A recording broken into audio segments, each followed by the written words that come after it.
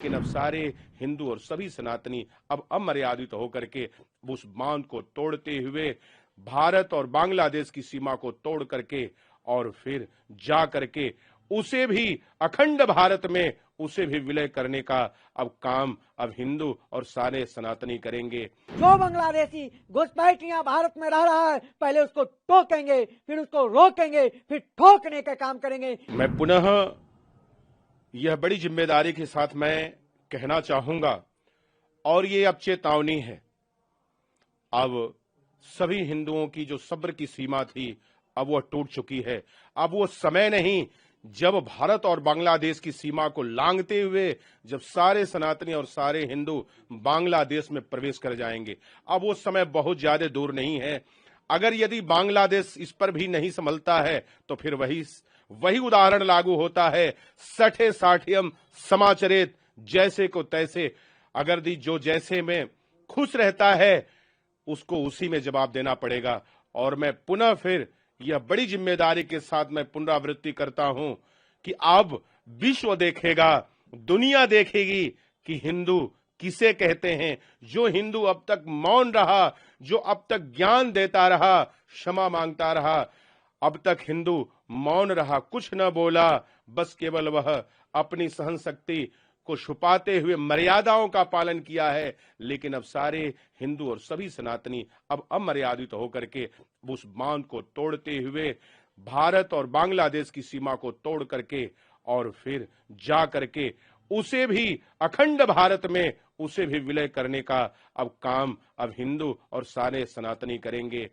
अगर यदि यूनिट सरकार इस पर ध्यान नहीं दे रही है तो बस अब यही एक अंतिम उपाय अब हिंदुओं के पास बचा हुआ है। संख्या बढ़ रही लगातार, आप कितनी संख्या हो गई महाराज जी लगातार हिंदुओं पर? जी बिल्कुल, न्यूज सोशल मीडिया प्लेटफॉर्म के माध्यम से देखा जा रहा है कि ये ऐसे असंवेदनशील ये लोग हैं। अरे कहते हैं कि आतंकवादियों का और जिहादियों का, कट्टरपंथियों का कोई नाम नहीं होता। अरे ये लोग क्या बात करेंगे, ये कहीं भी जाएंगे, कहीं भी विश्व के कोने में जाएंगे तो शक और संशय की दृष्टि से देखे जाएंगे। हिंदू भारत नहीं अपितु विश्व के किसी भी कोने पे जाएगा तो सम्माननीय और आदरणीय, यह पूजनीय और उस नजरों से देखा जाएगा जो सदैव सम्माननीय रहेगा। ये क्या बात करेंगे, ये वो लोग हैं जिनके अंदर इंसानियत और मानवता के प्रति इतनी असंवेदनशीलता है।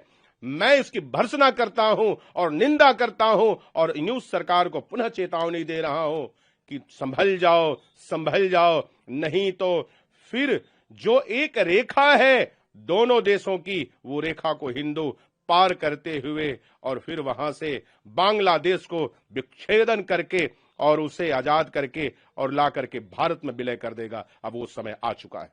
जिस तरह से बांग्लादेश में वहां के अल्पसंख्यक हिंदुओं को निरंतर प्रताड़ना दिया जा रहा है, मारा जा रहा है, फिर एक हिंदू की हत्या हुई है, अत्यंत निंदनीय है, दुखद है। जितना भी इसकी निंदा की जाए उतना कम है। जोर जुर्म की चक्कर में संघर्ष हमारा नारा है, जो हमसे टकराएगा चूर चूर हो जाएगा। मैं संपूर्ण हिंदू जनमानस से निवेदन करूंगा, अब ऐसा प्रताड़ना सहने की आवश्यकता नहीं है, क्योंकि हिंदू एक ऐसा कौम है जो सर्वे भवन्तु सुखिना की बात करता है। अब हम लोग अत्याचार नहीं सहेंगे। देश के यशस्वी प्रधानमंत्री से मैं मांग करूंगा, कब तक आप अल्पसंख्यक हिंदुओं की प्रताड़ना सहते रहेंगे?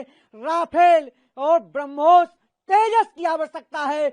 बांग्लादेश को भारत में विलय करने की आवश्यकता है। जिस तरह से हमने बांग्लादेश को जो है पाकिस्तान से अलग करके एक जो है देश बनाने का काम किया था, आज वह पूरा समय आ गया कि बांग्लादेश को भारत में विलय करने का। किसी भी अल्पसंख्यक हिंदुओं को प्रताड़ना नहीं सहेंगे।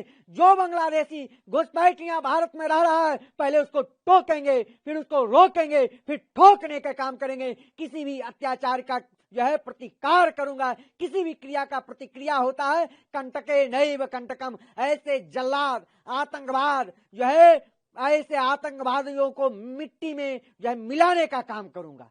आपके मोबाइल पर तुरंत आएगी ब्रेकिंग न्यूज। स्क्रीन पर सबसे पहले दिखेगी बड़ी खबर। देश दुनिया की हर खबर एक जगह। अब आपके मोबाइल पर तुरंत फटाफट इंस्टॉल कीजिए न्यूज नेशन ऐप और रखिए खुद को अपडेट।